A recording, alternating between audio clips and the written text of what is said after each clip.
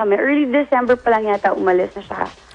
So, pagbalik na lang siguro after New Year, magkikita ulit na lang kami. Sa bagay, dapat naman, di ba, hindi po kay December 25, yun lang ang Pasko. Dapat araw-araw magpasa love, di ba? Yes, pasa love. Correct. Eh, nung darating na New Year, saan nyo naman balak magbakasyon or mag-spend or salubungin ng New Year ni Raymar? Last year, nag-Eskaya kami sa Bohol. And this year, kami kasama ng yung family friends namin ng Heredias, we're gonna be spending New Year sa El Nido, sa Palawan. Wow. So, yun yung gusto ni Sabina, yun ang request niya.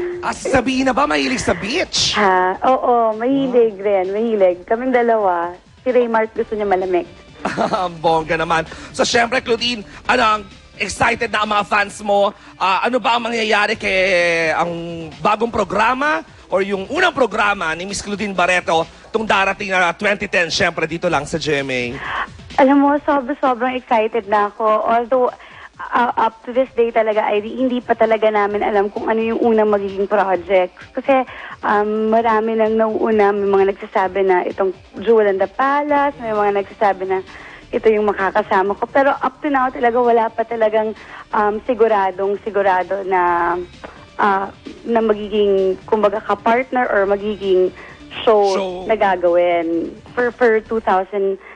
Pero maraming plano, hindi lang teleserye. So nakakatuwa.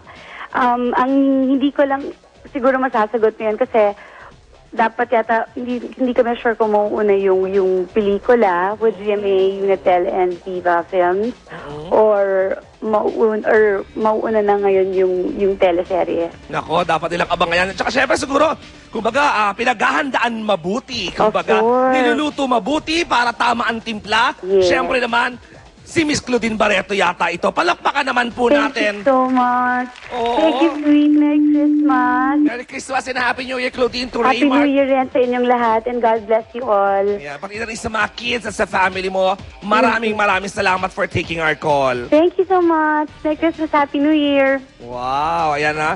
Mga kapuso, yan po si Miss Claudine Barreto. Sa Palawan sila ni Papa Raymar. Ayan. Okay, nako, eto na. Mga kapuso, kamustahin naman po natin ang megastar na napakahusay sa pelikulang Mano Po 6 na pinanood ko kagabi, nakakaloka. The Megas, Sharon is Sharon, wala nang iba. Ayan. Kamustahin naman po natin ang megastar. Ngayon, dahil ito po ang unang Pasko at magiging unang niyang bagong taon kung saan hindi na po niya kapiling ang kanyang Yaya Loring. Narito po. Matapos manahimik since Yaya Loring's passing last Saturday, megastar Sharon Cuneta humarap at nagsalita na sa entertainment press during the Metro Manila Film Fest Parade of Stars last Christmas Eve, kung saan inamin itong hindi pa niya lubusang natatanggap ang paglisan ng kung ituring na niya ay parang pangalawang ina. Ang plastic naman, sabihin ko okay lang kasi hindi naman okay. Mula nang nagkaisip ako, it's the first time talaga na magpapasko kung wala si Yaya sa piling ko. Kasi kahit Pasko, nasa akin siya. Binalikan din ni Sharon ang mga pangyayari sa kanilang Laguna residence that fateful day as they were preparing for their Christmas party. Hindi ko nga siya nakita that day dahil nag-promo ako. Pagdating ko sa bahay, nauna akong dumating. Tapos umakyat ako sa room ko dahil magkaka-raffle, maraming ganon. Pagkatapos, pagbaba ko, eksakto, dala ko na yung bago at saka yung mga pamparaffle na iba. Pagkita ko, nakaupo na siya sa sofa. They were trying to revive her.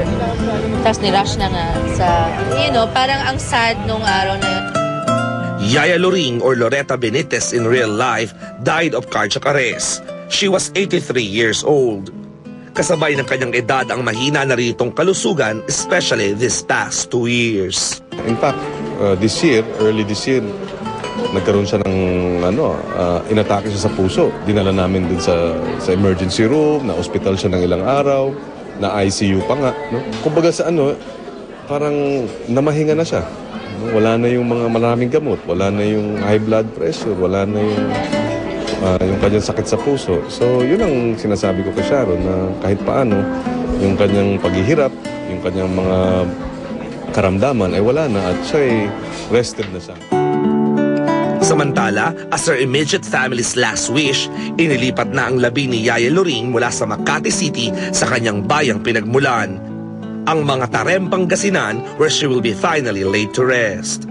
Yaya Luring will definitely be missed as the people she touched share their fondest memories with the so-called Mega Yaya. Pag Pasko, namimigay yun. Binibigyan yung mga apo, mga kapatid, yan. Ang ginagawa niya. Mabait siya. Lagi niya kaming naalala. Kung hindi po siya nakakauwi, tumatawag palagi.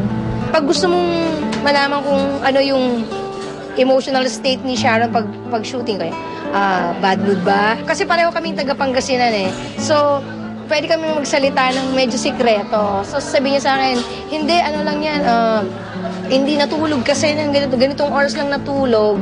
So, mo lang, pagpahingay mo lang ng konti, tas ano yan. Pag okay na yan, papasok ka na, chichika na yan. Pasasalamat no, sa lahat ng taon na nilaan niya at nagsakripisyo sa para kay Sharon. 40 taon yon at sa aming dalawa bilang mag-asawa, 14 na taon. Hindi ko magagawa ng paraan na may tatapat siguro yung, o may susukli yung pagmamahal na ipinakita niya kay Sharon, kay Casey, kay Frankie at kay Miel. Pero sinalubong niya ako ng after I dubbed overnight for Manopo 6, umuwi ako mga 6:30 ng umaga.